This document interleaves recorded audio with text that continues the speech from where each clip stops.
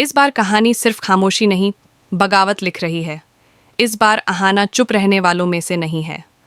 पारो के सालों से दबे दर्द को देखकर अहाना खुद आगे बढ़ती है और वो फैसला लेती है जो किसी के लिए भी आसान नहीं था, पोल्टू को गिरफ्तार करवाने का फैसला। घर के सभी लोगों के सामने वो लम्हा आता है जब पारो आखिरकार टूट जाती है। रोते रोते वो हर उस जख्म की परत खोल देती है जिसे उसने अब तक अपने अंदर दफन कर रखा था। वो बताती है शादी के बाद कैसे पोल्टू ने उसे सिर्फ मानसिक ही नहीं बल्कि शारीरिक रूप से भी तोड़ा।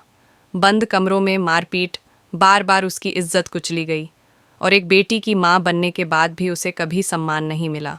पारो साफ कहती है कि पोल्टू ने सिर्फ हाथ ही नहीं उठाया बल्कि उसके मायके, उसकी पढ़ाई और उसकी समझदारी पर भी ताने मार मार कर उसे बेवकूफ़ साबित करता रहा। घर में सन्नाटा छा जाता है, लेकिन वहीं पोल्टू गुस्से से तिलमिला उठता है और उसकी माँ पीसी मोनी हमेशा की तरह सारा इल्ज़ाम पारो पर ही डाल देती है। तभी अहाना आगे बढ़ती है और दो टूक कह देती है, ये बदनामी नहीं है, ये सच है, वो सच जिसे तुम सबने सालों तक दबाए रखा। अहाना पुलिस बुलवाती है और पोल्टू को उसके गुनाहों की सज़ा दिलाने का फैसला करती है, क्योंकि पोल्टू अब पारो को तलाक देकर कोमल से शादी करने की तैयारी कर चुका होता है।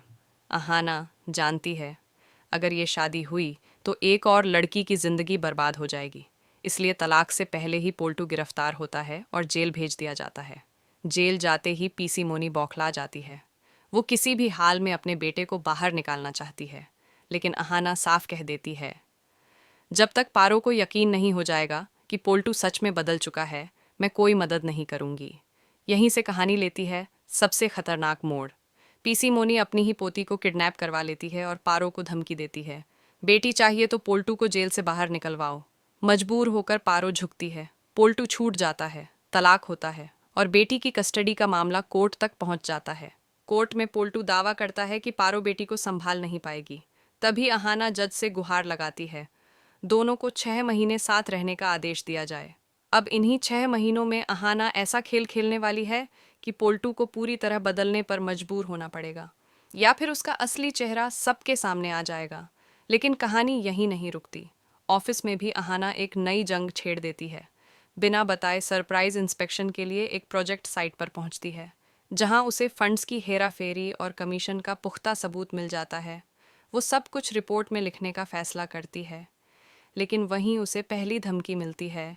एक सीनियर ऑफिसर इशारों में समझा देता है कि ज़्यादा सच बोलोगी तो नौकरी के साथ इज्जत भी खतरे में पड़ जाएगी। पहली बार अहाना समझती है ये लड़ाई सिर्फ सिस्टम से नहीं, डर से भी है। घर में माहौल और ज़्यादा टेंस हो जाता है। हाशिम डर जाता है और अहाना को रिपोर्ट सॉफ्ट करने के लिए कहता है, लेकिन अहाना साफ जवाब देती है, अगर सच छुपाकर जीऊंगी तो अपनी नज़रों में गिर जाऊंगी। इसी बीच घर में छोटी बहू के टेबल पर बैठकर खाने का मुद्दा उठता है। अहाना सवाल करती है, अगर बहू पैसा कमा सकती है, जिम्मेदारी उठा सकती है, तो उसे बराबरी और इज्जत क्यों नहीं मिल सकती?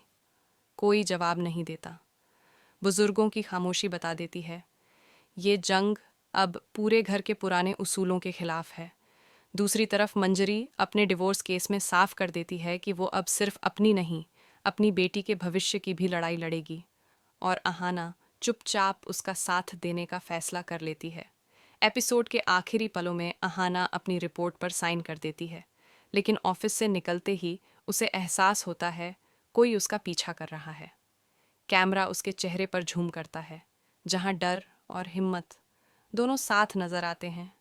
पैरेलल सीन में हाशिम को एक कॉल आती है, अपनी बीवी को समझा लो वरना सिस्टम खुद समझा देगा।